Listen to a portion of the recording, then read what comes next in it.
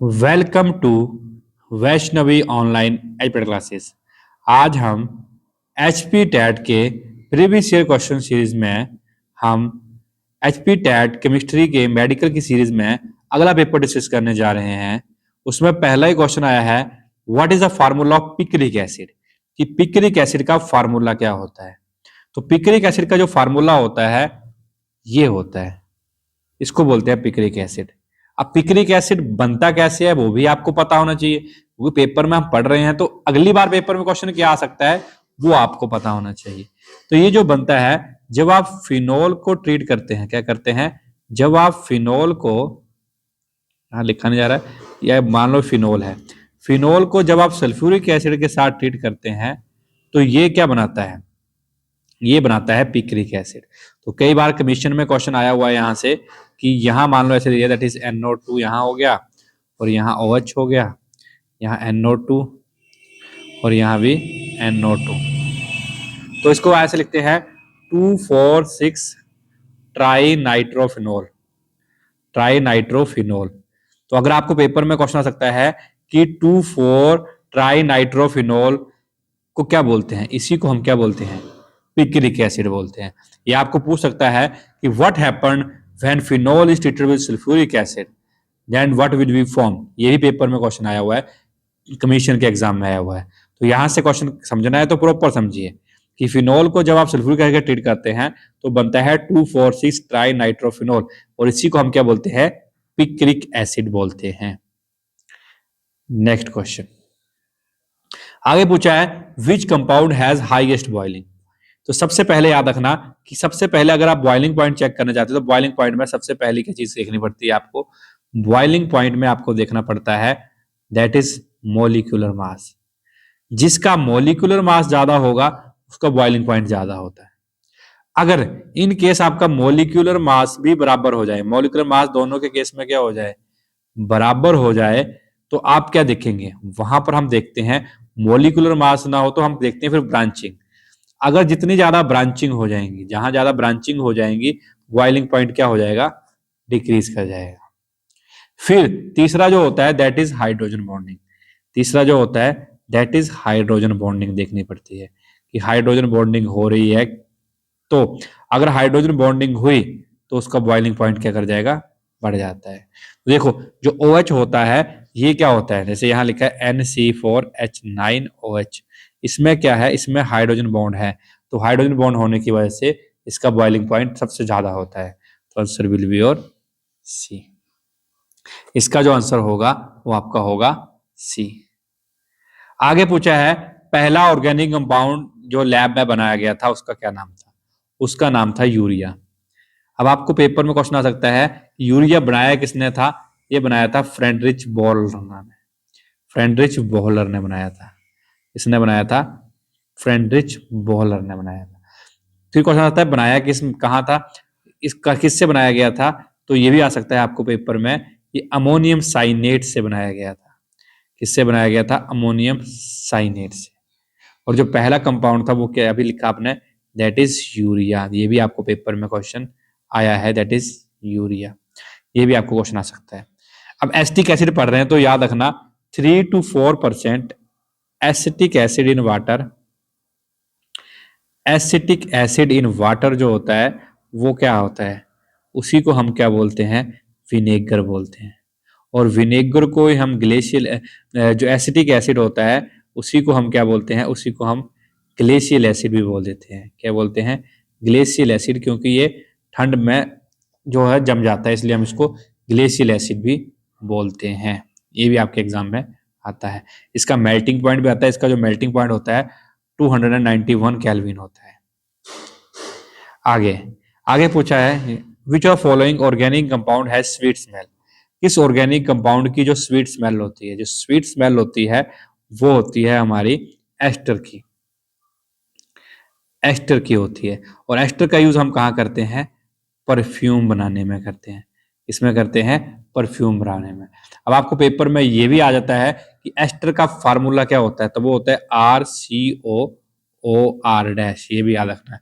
ये भी आ जाता है कई बार कि आपको पेपर में बोला जाएगा कि ये किसका फंक्शनल ग्रुप कौन सा है, तो एस्टर को हम ऐसे लिखते हैं RCOOR-। वार डैश। अब दूसरी आती है एक एस्टरिफिकेशन रिएक्शन भी आती है आपको। एस्टरिफिकेशन रिएक्शन से भी आपको क्वेश्चन आता है। एस्टरिफिकेशन रिएक्शन में हम क्या करते हैं, जब हम अल्कोहल और कार्बोक्सिलिक एसिड को क्या करेंगे, ट्रीट करेंगे, तो जो बनता है वो बनता है एस्टर। तो इसलिए हम इसको बोलते हैं एस्टरिफिकेशन रिएक्शन। तो आपको पेपर में क्वेश्चन आता है, प्रीवियस ईयर में आया भी है कि what happened when, name the reaction when alcohol is treated with carboxylic acid. जब अल्कोहल कार्बोक्सिलिक एसिड के साथ ट्रीट करता है तो क्या बनता है, एस्टर बनता है। ये भी बहुत इंपॉर्टेंट क्वेश्चन है। इसका यूज परफ्यूम में करते हैं, इसका यूज हम स्वीटनिंग एजेंट में करते हैं, इसलिए हम स्वीटनिंग एजेंट यानी कि स्वीट स्मेल के लिए करते हैं। तो answer will be your ester. आगे लिखा है according to Boyle's law. Boyle's law, तो बॉयज लॉ को कई बार हम भूल जाते हैं, तो हमने एक ट्रिक बनाया है, दैट इज BIP बॉयज। क्या ट्रिक बनाया हुआ है, BIP बॉयज, VIP बॉयज। तो VIP बॉयज बोला है, तो जो VIP बॉयज हुआ, क्या, तो VIP बॉयज है, तो क्या मतलब हुआ, volume is inversely proportional to, volume is inversely proportional to, volume जो है वो किसके इनवर्सली प्रोपोर्शनल होता है, दैट इज प्रेशर। तो आपको फिर याद नहीं, कभी नहीं भूलेगा कि VIP बॉयज यानी कि volume is inversely proportional to pressure. क्या हो गया, volume is inversely proportional to pressure, यानी कि V is inversely proportional to pressure. दूसरा होता है V/T लिखा है तो ये भी आ जाता है, तो इसने लिखना है चार्ज लॉ, जिसको हम बोलते हैं चार्ज लॉ। चार्ज लॉ क्या बोलता है कि चार्ज टीवी में ट्रिक बनाया यहां पर, चार्ज टीवी देखता है, चार्ज टीवी देखता है। तो चार्ज टीवी मतलब temperature is directly proportional to volume, यानी कि एट कांस्टेंट प्रेशर। यहां पर प्रेशर कांस्टेंट होता है, याद रखना। तो याद करने की ट्रिक क्या होगी, VIP बॉयज। क्या हो गया, VIP बॉयज। तो VIP बॉयज मतलब volume is inversely proportional to pressure, और VIP मतलब volume is inversely proportional to pressure. और चार्ज टीवी देखता है, तो चार्ज ला क्या हो गया, temperature directly proportional to volume at constant pressure. आगे पूछा है कैलोजन कौन से, कैलोजन, तो आपको कैलोजन का इलेक्ट्रॉनिक कॉन्फ़िगरेशन पता होना चाहिए। कैलोजन का होता है दैट इज NH2NP4, ये हमारा 60th ग्रुप होता है। 70th ग्रुप को हम क्या बोलते हैं, हैलोजन बोलते हैं। क्या बोलते हैं, हैलोजन। इसका इलेक्ट्रॉनिक कॉन्फ़िगरेशन क्या होता है, NH2NP5। और जो नोबल गैस होती है या इनर्ट गैस बोल देते हैं, नोबल गैस का होता है NH2NP6। क्या होता है, NH2NP6 होता है। ये भी आपके एग्जाम में आ जाता है। तीसरा आपको क्वेश्चन क्या आता है कि सुपर हेलोजन किसको बोलते हैं। सुपर हेलोजन जो होते हैं वो हम फ्लोरीन को बोलते हैं। Fluorine is the most electronegative element, electronegative element होता है। मोस्ट इलेक्ट्रोनेगेटिव एलिमेंट जो होता है वो फ्लोरीन होता है। तो ये भी आपको जनरली क्वेश्चन आ जाते हैं। और S और P को हम कंबाइनली क्या बोलते हैं, दैट इज रिप्रेजेंटेटिव एलिमेंट बोलते हैं। क्या बोलते हैं, रिप्रेजेंटेटिव एलिमेंट्स बोलते हैं। आगे पूछा है इन एसिडिक मीडियम, आगे जो क्वेश्चन आया है कि जब एसिडिक मीडियम में हम सल्फ्यूरिक एसिड को रिएक्ट करवाते हैं तो क्या प्रोडक्ट बनता है, ये आपके एग्जाम में आया हुआ है। तो इसकी वैसे गलत दिया है, या प्रॉपर यहाँ H2S होता है, लेकिन अगर प्रॉपर लिखें तो जब हम MnO4 को क्या करते हैं, जब आप एसिडिक मीडियम क्या हो गया, मान लो सल्फ्यूरिक एसिड के साथ ट्रीट कर दिया प्लस, तो हाइड्रोजन सल्फाइड H2S होता है, यहाँ HS2 लिखा है ना, H2S होता है, तभी गलत हो गया। H2S, इसके एक्स्ट्रा नंबर मिले थे लेकिन कंसेप्ट समझ लीजिए। तो इसको जब हम ट्रीट करेंगे तो बन जाता है that is K2SO4 plus 2MnSO4 plus 5S plus 8H2O। तो ये क्या कर रहा है, H2S को किस में चेंज कर रहा है, H2S जो वो सल्फर में चेंज हो रहा है। किस में चेंज हो रहा है, सल्फर में। तो अगर आंसर होता, अगर यहाँ H2S लिखा होता तो आंसर सल्फर होना था। ठीक है, तो ये आपको रिएक्शन लिख लेनी है, बैलेंसिंग करने की जरूरत है तो लिख लीजिए, यहाँ 2 लिख लीजिए, यहाँ 3 लिख लीजिए, और यहाँ भी 2 लिख लीजिए। बाकी K2SO4, यहाँ 2MnO4 8H2O। तो यहाँ क्या हुआ, H2SO किस में कन्वर्ट हो गया, सल्फर में। अगर H2S लिखा होता तो आंसर विल बी और सल्फर, लेकिन पेपर में यहाँ मिस प्रिंट हो गया था तो इसके एक्स्ट्रा मार्क्स मिले थे। आगे पूछा है which of following is responsible for the definite path. तो डेफिनेट पाथ जो होता है ये पेपर में आता है, ये क्या होता है, that is Heisenberg's uncertainty principle. Uncertainty principle बोलता है, हाइजेनबर्ग का अनसर्टेनिटी प्रिंसिपल बोलता है ये चीज। हाइजेनबर्ग का अनसर्टेनिटी प्रिंसिपल क्या बोलता है कि हाइजेनबर्ग का अनसर्टेनिटी प्रिंसिपल बोलता है कि, ठीक है, हाइजेनबर्ग का अनसर्टेनिटी प्रिंसिपल बोलता है कि डेफिनेट पाथ होता है किसी इलेक्ट्रॉन को घूमने का, डेफिनेट पाथ होता है। वो कौन सा बोलता है, दैट इज हाइजेनबर्ग्स। एक टाइम पे हम किसी चीज का मोमेंटम भी चेंज नहीं कर चेक कर सकते, ना ही हम पोजीशन चेक कर सकते हैं। इसके बीच में h/4 का डिफरेंस होता है, ये भी आपको क्वेश्चन आता है। ठीक है, हुन्स रूल बोलता है कि pairing will not takes place, pairing will not takes place until each orbital is singly filled। हर ऑर्बिटल में अगर एक इलेक्ट्रॉन नहीं भरेंगे तब तक हम पेयरिंग स्टार्ट नहीं करते। ये भी आपको पेपर में क्वेश्चन आता है। पोजली एक्सक्लूसिव बोलता है no two electron have same set of, no two electron has same set of all four quantum, same set of all four quantum number. ये भी आपको आ सकता है पेपर में। आगे देखते हैं। ठीक है, अगला क्वेश्चन है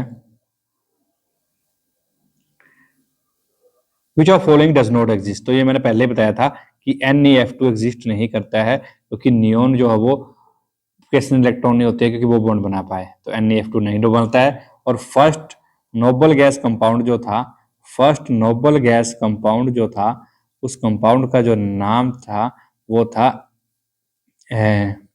XePtF6। तो ये भी आपको पेपर में क्वेश्चन आ जाता है कि फर्स्ट नोबल गैस कंपाउंड क्या था, तो वो XePtF6 था। आगे पूछा है which of following has highest bond distance. ये बहुत रिपीटेड क्वेश्चन है, बहुत इंपॉर्टेंट क्वेश्चन है। तो हम क्या सोचते हैं कि फ्लोरीन से नीचे आ रहे हैं, लेकिन क्या होता है, फ्लोरीन का साइज छोटा होता है, क्लोरीन का बड़ा होता है। ठीक है, तो इसमें क्या होता है जब इलेक्ट्रॉन ऐड करेंगे, ठीक है, इलेक्ट्रॉन ऐड करेंगे तो इलेक्ट्रॉन बीच में इलेक्ट्रॉन रिपल्सन पहले से ही होगी, तो ये तोड़ना आसान हो जाता है। लेकिन इसमें क्या होती है, इसमें थोड़ा एडजस्टमेंट हो जाती है। तो क्लोरीन की सबसे ज्यादा बॉन्ड डिस्टेंस एनर्जी होती है। ये बहुत इंपॉर्टेंट क्वेश्चन है, इसको नोट आउट करके जाना है। ये पेपर में बहुत बार आता है, ये TGT नॉन मेडिकल कमीशन में भी आया हुआ है और वैसे भी आया हुआ है कि हाईएस्ट बॉन्ड डिस्टेंस एनर्जी किसकी होती है। होनी वैसे क्लोरीन की चाहिए, लेकिन होती किसकी है, क्लोरीन की, क्योंकि फ्लोरीन का साइज छोटा होता है, उसमें पहले से रिपल्सन होती है, पहले से लड़ाई हो रही है, तो इलेक्ट्रॉन निकालना आसान हो जाएगा। आगे पूछा है which of following has highest E/M value.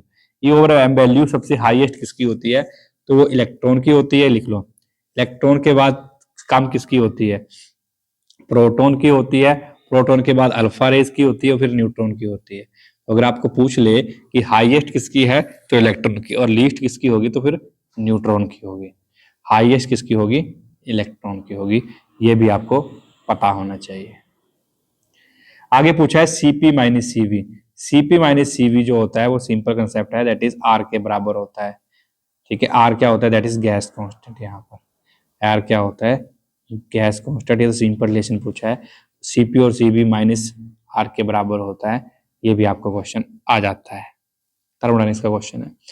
आगे पूछा है मिसेल्स क्या होते हैं। मिसेल्स आर द, मिसेल जो होते हैं वो एसोसिएट कोलाइड होते हैं।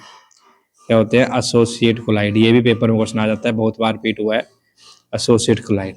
जो हमारा सोप होता है, पेपर में क्वेश्चन आता है, जो सोप होता है, जो सोप होता है वो किसका होता है, वो sodium and potassium salt of fatty acid होता है।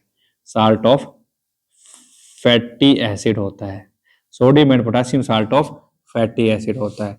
अगला आपको पेपर में क्वेश्चन क्या आता है कि दूसरा आपको होता है, जैसे ये हो गया कि सोप का जो सोप में क्या होता है, एक हाइड्रोफिलिक हेड होता है और हाइड्रोफोबिक टेल होती है। हाइड्रोफिलिक हेड होता है और हाइड्रोफोबिक टेल होती है। हाइड्रोफोबिक टेल होती है। ये भी आपको पेपर में क्वेश्चन आता है, ये भी आपको पता होना चाहिए, क्योंकि सोप और डिटर्जेंट से बहुत सारे क्वेश्चन आते हैं। आगे पूछा है which of following is a most stable product for frying pan. Frying pan के लिए आप उसको में क्या करेंगे? आपको पेपर में क्वेश्चन आता है कि फ्राइंग पैन अगर होगा तो उसको आप क्या करेंगे, ठीक है। तो फ्राइंग पैन को अगर आप मान लो क्या करेंगे, अगर फ्राइंग पैन के आपके घर में कोई फ्राइंग पैन है, वो उसको क्या हो गया, वो कोई खराब हो गया, तो उसमें आप उसको क्या करेंगे, ठीक है। तो हम उसमें क्या करेंगे, उसमें ज्यादातर हम क्या करते हैं, जिंक की करते हैं, गैल्वेनाइजेशन ऑफ जिंक करते हैं, उसमें पेंट वगैरह नहीं करते हैं। ज्यादातर जो हम उसमें करते हैं वो हम गैल्वेनाइजेशन करते हैं, क्योंकि वो क्या होता है, फ्राइंग पैन में हम क्या करते हैं, गैल्वेनाइजेशन ऑफ जिंक, यानी कि गैल्वेनाइजेशन ऑफ जिंक, यानी कि जिंक की परत लाते हैं, तो उसी को हम क्या बोलते हैं, गैल्वेनाइजेशन बोलते हैं। क्या बोलते हैं, गैल्वेनाइजेशन, ठीक है। जिंक की परत हटाना, जिंक की कोटिंग करना, जिंक की कोटिंग करना क्या कहलाता है, दैट इज करोजन, ठीक है। मतलब उसको क्लोरीनेशन बोलते हैं। ये पेपर में बहुत बार क्वेश्चन आता है। आगे पूछा विच of following is isotope of carbon. Allotropic form, carbon की 3 एलोट्रोपिक फॉर्म होती हैं। कार्बन की 3 एलोट्रोपिक फॉर्म होती है, कौन कौन सी होती हैं, दैट इज पहला आता है डायमंड, दूसरा आता है ग्रेफाइट, और तीसरा आता है फुल रिंस। यहां से बहुत बार क्वेश्चन आता है फुल रिंस। जो ग्रेफाइट को C60 भी बोल देते हैं। जो डायमंड होता है वो बैड कंडक्टर ऑफ हीट होता है, लेकिन जो ग्रेफाइट होता है वो गुड कंडक्टर होता है। ये भी पेपर में क्वेश्चन आता है। कार्बन का सिर्फ एक ही होता है जो गुड कंडक्टर ऑफ इलेक्ट्रिसिटी होता है, वो क्या होता है, ग्रेफाइट, ठीक है। आपको पेपर क्वेश्चन आता है ग्रेफाइट पेंसिल में पेंसिल लेड कितना होता है, तो उसमें लेड 0% होता है। ये भी पेपर में क्वेश्चन आता है। ग्रेफाइट की पेंसिल में, ग्रेफाइट की पेंसिल में लेड कितना परसेंट होता है, तो लेड 0% होता है। ये भी आपके पेपर में क्वेश्चन आता है। दूसरा आपको पेपर में क्वेश्चन आता है कि ग्रेफाइट का यूज हम कहाँ करते हैं। ये भी पेपर में क्वेश्चन आता है कि ग्रेफाइट का यूज हम कहाँ करते हैं, एज ए लुब्रिकेंट। ग्रेफाइट का यूज हम कहाँ करते हैं, ग्रेफाइट का यूज हम एज ए लुब्रिकेंट करते हैं। क्या करते हैं, लुब्रिकेंट करते हैं, ठीक है। ग्रेफाइट का यूज हम करते हैं एज ए लुब्रिकेंट। ये भी आपको पेपर में क्वेश्चन आता है, ठीक है। और इसमें आ जाता है कि डायमंड में हाइब्रिडेशन क्या होती है। आपको पेपर में क्वेश्चन आएगा डायमंड में क्या हाइब्रिडेशन होती है। आपको क्वेश्चन आएगा डायमंड में जो हाइब्रिडाइजेशन होती है वो sp3 होती है, और जो ग्रेफाइट होता है उसमें sp2 होती है। ग्रेफाइट में क्या होती है, sp3, और इसमें क्या होती है, डायमंड में sp3 होती है, ग्रेफाइट में sp2 होती है। ये भी आपको पता होना चाहिए। ये पेपर में बहुत सारे क्वेश्चन आते हैं। ग्रेफाइट को और भी बहुत सारे यूज में इसमें एज ए मॉडरेटर भी यूज कर लेते हैं। इसमें आपको एक क्वेश्चन आता है H2O2 एज ए मॉडरेटर, वो बहुत सारी चीजें होती हैं, लेकिन इतना लिख लीजिए आप। आगे पूछा है to prepare a bleaching powder, कि आपको ब्लीचिंग पाउडर प्रिपेयर करना होगा तो आपको क्या करना पड़ता है। आपको पेपर में क्वेश्चन आता है कि bleaching powder is prepared by, तो ब्लीचिंग पाउडर को कैसे प्रिपेयर करेंगे, ब्लीचिंग पाउडर की प्रिपरेशन क्या करेंगे हम, जब हम कैल्शियम क्या करते हैं, जब हम क्या करते हैं कैल्शियम हाइड्रोक्साइड की क्लोरीनेशन करते हैं, कैल्शियम हाइड्रोक्साइड की क्लोरीनेशन करते हैं तो बन जाता है दैट इज CaOCl2, और वाटर निकल जाता है, ठीक है। तो ये क्या होता है, ये हमारा क्या होता है, ब्लीचिंग पाउडर होता है। ब्लीचिंग पाउडर का कई बार फार्मूला आ जाता है, कई बार वैसे आ जाता है, ठीक है। तो answer will be your CaOH twice. आगे पूछा है कि 3 पॉइंट, अगला जो आपको न्यूमेरिकल आया हुआ है, न्यूमेरिकल क्या है, 30 इंटू 10⁻13 में कितने हीलियम एटम है, ये पूछा हुआ है, ठीक है। सबसे पहले हमें ये पता होना चाहिए कि हम निकालते कैसे हैं। सबसे पहले हमें पता होना चाहिए कि नंबर ऑफ मोल कैसे निकालते हैं। नंबर ऑफ मोल जो होते हैं that is mass over molecular mass होता है। और अगर आपको नंबर ऑफ मोलिक्यूल दिए हो, नंबर ऑफ मोलिक्यूल दिए हो, तो mass over molecular mass is equal to 6.022 10⁻23 होते हैं, ठीक है। इंटू कर दो यहाँ, ये होता है, ठीक है। Number of molecule 6.022 10⁻23। तो आपको आपको क्या दिया है, अब देखा है हाउ मैनी हीलियम एटम, क्या पूछा हुआ है, how many helium atom atom पूछा हुआ है, तो एटम निकालने हैं, हमें नंबर ऑफ एटम निकालने हैं। नंबर ऑफ एटम कैसे निकालते हैं? नंबर ऑफ एटम निकालते हैं हम, ठीक है, जब हम क्या करेंगे, जो हमारा नंबर ऑफ क्या आया, number of molecule divide by that is number of atom, ठीक है। तो नंबर ऑफ मोल्स निकालने हैं, हमें कह रहे हैं how many number of atom निकालने हैं, तो इसको क्या करना पड़ेगा, इसको 0.22 10 की पावर 23 से मल्टीप्लाई करेगा। तो यहाँ कितना है 3.011 इंटू 10 की पावर 23, और नीचे क्या आ गया 6.02 10 की पावर 23, 23 टू कंटिन्यू करके ये किसका आ गया डबल, तो यानी कि 1/2। अगर आपको मोल पूछा तो 10.5 मोल हो गया।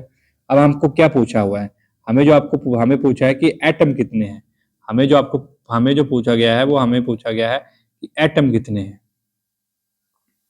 ठीक है। तो हम एटम निकाल के देखते हैं फिर, ठीक है। तो एटम निकालना है, क्या पूछा है 30 तो क्वेश्चन में नहीं क्या दिया, 30.011 दिया हुआ है, 30.011 दिया हुआ है। क्वेश्चन में थोड़ी गड़बड़ लग रही है मुझे, हीलियम एटम दिया हुआ है, एटम नहीं आएगा यहाँ, तो मोल ही आएगा वैसे तो, लेकिन यहाँ तो शायद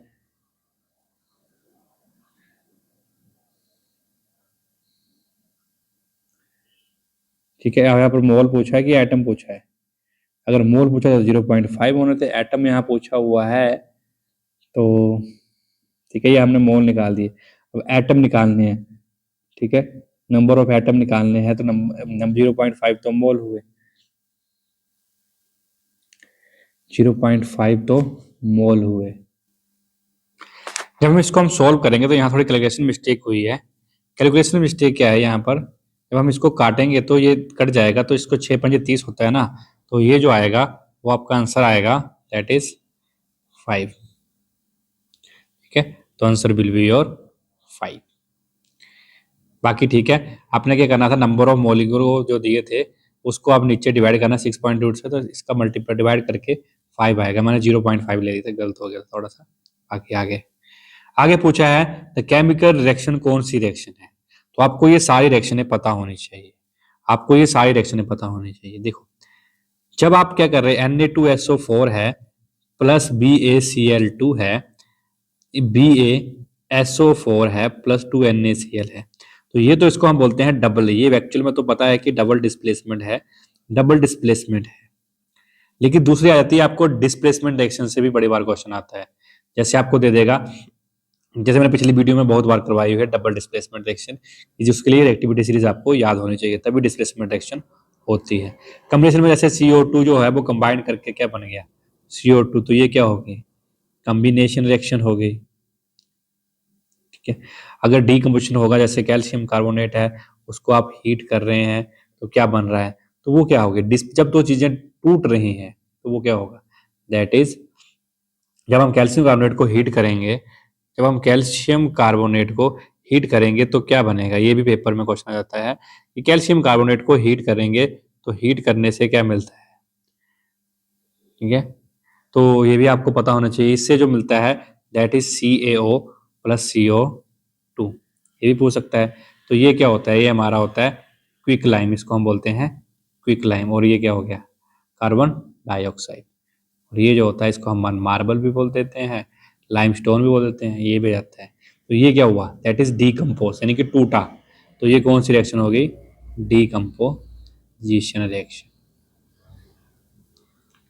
नेक्स्ट क्वेश्चन है कि जब आप KCl को वाटर में डिस्टिल करते हैं तो उसकी pH वैल्यू क्या होती है। क्वेश्चन है कि जब आप KCl को क्या करते हैं, जब आप KCl को डिस्टिल्ड वाटर में रखते हैं तो उसकी pH वैल्यू चेंज नहीं होती है, क्योंकि आयनिक होता है, K पॉजिटिव और Cl नेगेटिव, तो क्या बन जाता है आयन, तो इसकी pH वैल्यू कितनी रहती है 7 ही रहती है।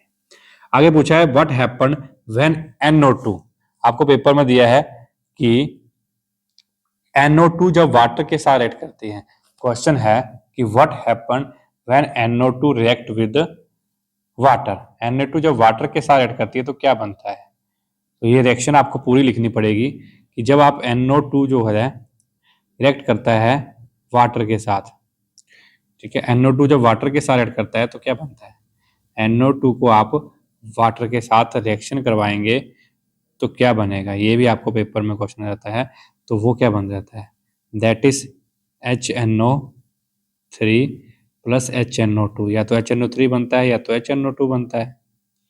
ठीक है, HNO3 और HNO2 बनता है। तो इसमें जो आंसर दिया है HNO3, ठीक है, एक्चुअल में जो हम रिएक्शन बनती है जब NO2 को वाटर के साथ ट्रीट करते हैं तो नाइट्रिक एसिड भी बनता है और HNO2 भी बनता है। एक्चुअल में इसका आंसर क्या होना चाहिए? इसका जो आंसर होना चाहिए वो होना चाहिए नन ऑफ दिस। वो इसका आंसर क्या होना चाहिए? None of. ठीक है, इस क्वेश्चन में थोड़ा और कंफ्यूजन है क्योंकि एक्चुअल में जो बुक में दिया है, कई बुकों में रिएक्शन जो दी है वहां पर क्या दिया है? HNO3 और HNO2 दिया हुआ है, लेकिन यहाँ पर कई बार क्या किया है रिएक्शन में, वहां पर स्टेप में होती है रिएक्शन तो वहां लिखा हुआ है NO2, जब वाटर के साथ ट्रीट कर रहा है तो वहां HNO3 भी लिखा हुआ है और NO भी लिखा हुआ है। तो अगर आप अकॉर्डिंग टू आंसर के हिसाब से चलें तो इसका आंसर वैसे सी है, वैसे हो डी भी सकता है। ठीक है, लेकिन यहाँ क्या दिया हुआ है? HNO3 plus NO। Point answer की तो आपने यही लगाना है आंसर की के हिसाब से। एक क्वेश्चन ऐसे होते हैं थोड़े कंफ्यूजिंग होते हैं। आगे पूछा है, आगे जो आपको पूछा है अगला क्वेश्चन है कि sigma and pi bond in, क्या था पूरा क्वेश्चन नहीं लिखा है, sigma and pi bond in 1 3 5 7 है, यहाँ 6 लिखा है, ये थोड़ा मिसप्रिंट हुआ है, वैसे 7 है। फोक्ट्रीन, इसमें आपको पूछा है कि इसमें जो है इसका, इसमें कितने सिग्मा और पाई बॉन्ड है। तो सिग्मा और पाई बॉन्ड के लिए सबसे पहले सिर्फ आपको स्ट्रक्चर पता होना चाहिए। सिर्फ आपको स्ट्रक्चर पता लग गया तो आप आराम से बना देंगे। अब आपको क्या बोला है? ऑक्ट्रेन। अब ऑक्ट मतलब क्या हुआ? ऑक्ट मतलब होता है 8 कार्बन, 8 कार्बन, तो 8 कार्बन लगा लीजिए। 1 2 3 4, 1 2 3 4 5 6 7 और 8, ऑक्ट्रीन हो गया। अब बोला क्या है इसने? इन मतलब क्या हुआ? इसने बोला डबल बॉन्ड लगाया। अब डबल बॉन्ड कहाँ कहाँ लगाया हुआ है? डबल बॉन्ड जो लगाया हुआ उसने पहले किस कार्बन पे? पहले कार्बन, यहाँ पूरा क्वेश्चन नहीं दिया है, 1 है तो 1 कार्बन यहाँ लगा दीजिए। सेकंड के बाद फर्स्ट हो गया, ये सेकंड हो गया, थर्ड, ये फोर्थ, ये फिफ्थ, सिक्स्थ, सेवंथ और एट्थ। तो कौन कौन से कार्बन पे लगाया हुआ है? 3 के ऊपर लगाया हुआ है। 3 के ऊपर लगाया हुआ है तो 3 पे कहाँ लगेगा? ठीक है, यहाँ लगा देते हैं, पिछले अगले वाले कार्बन पे लगता है। 3 हो गया, तो 3 के बाद कौन सा आएगा? 3 के बाद कौन सा दिया है? 5, 5 पे लगा दीजिए। ठीक है, 5 पे लगा दीजिए और उसके बाद लास्ट में क्या दिया है? 7 पे लगा दीजिए। तो यहाँ कितने बन गए? 2 बन गए हैं, तो एक हाइड्रोजन यहाँ लगेगा, एक हाइड्रोजन यहाँ लगा दिए। 4 बॉन्ड खत्म हो गए, 2 यहाँ है, 3 यहाँ है, एक यहाँ लगा दीजिए। ठीक है, इसमें भी एक हाइड्रोजन यहाँ लगा दीजिए। अब यहाँ 3 है, ये 4 हो गए, 2 हैं तो एक हाइड्रोजन यहाँ। ठीक है, 2 और 2 4 खत्म हो गया, यहाँ भी 2 हो गए और यहाँ 4 हो गए। ठीक है, फिर यहाँ भी एक ही आएगा, यहाँ भी एक आएगा और यहाँ कितने आ जाएंगे? 2। तो ये 1 सिग्मा, 2 सिग्मा, 3 4 5 6 7 8 9 10 11 13 14 15 16 और 17। तो 17 क्या हो गया इसमें? Sigma bond. एक सिंगल बॉन्ड होता है, अगर सिंगल बॉन्ड होगा तो एक सिग्मा होता है, अगर डबल बॉन्ड होगा तो एक सिग्मा, एक पाई होता है, और ट्रिपल बॉन्ड होता है तो एक सिग्मा और 2 पाई होता है।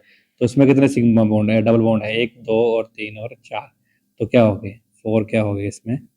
पाई। तो 17 सिग्मा और 4 पाई इज योर आंसर। आगे पूछा है, which of following is known as syn gas.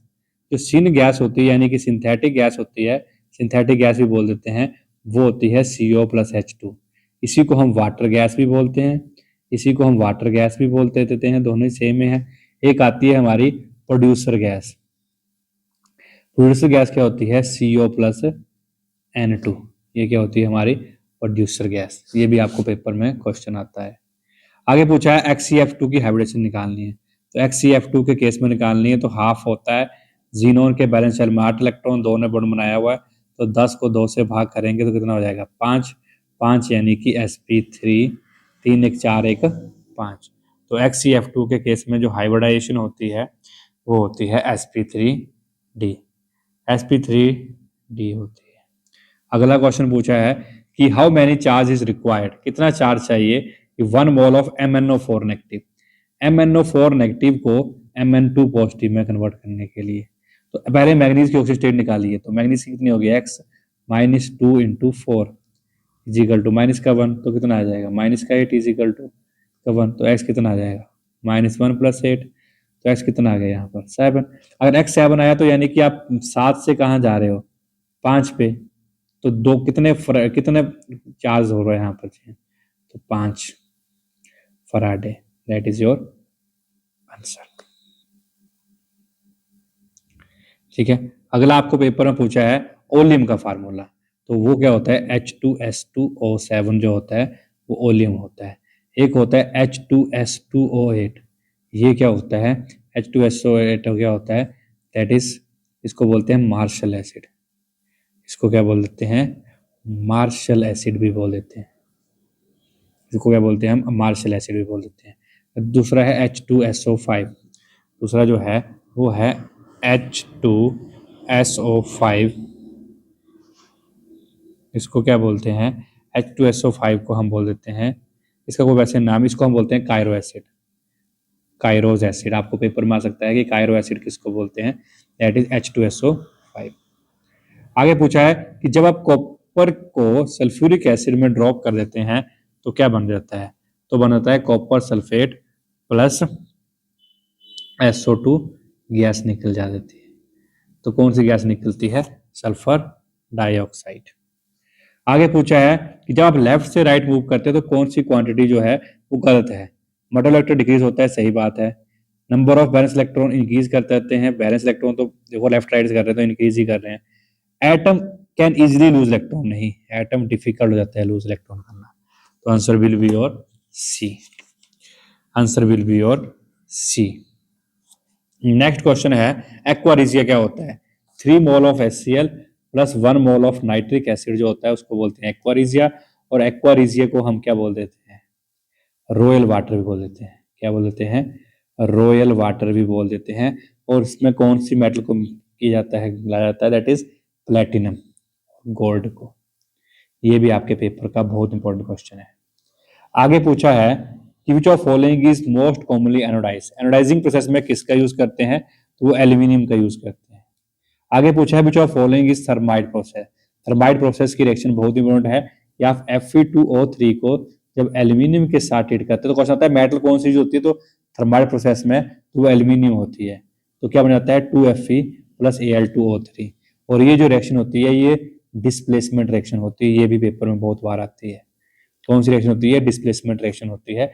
और थर्माइट प्रोसेस में जो मेटल यूज होती है वो एल्यूमिनियम होती है, ये भी आपके एग्जाम में आता है। क्लियर की बात, ये आपको पेपर में सिंपल क्वेश्चन आते हैं। अब मुझे आपने एक क्वेश्चन बताना है क्लास, इसके बाद कमेंट बॉक्स में बताना है कि अब आप मैं आपसे क्वेश्चन पूछूं कि जैसे आपको पेपर में क्वेश्चन आता है कि O2F2 के केस में ऑक्सीजन की स्टेट कितनी होती है, ऑक्सीजन की ऑक्सीडेशन स्टेट कितनी होती है, ये आपने मुझे बताना है। Thank you for watching this video. If you like this video, subscribe our channel. Thank you for the class.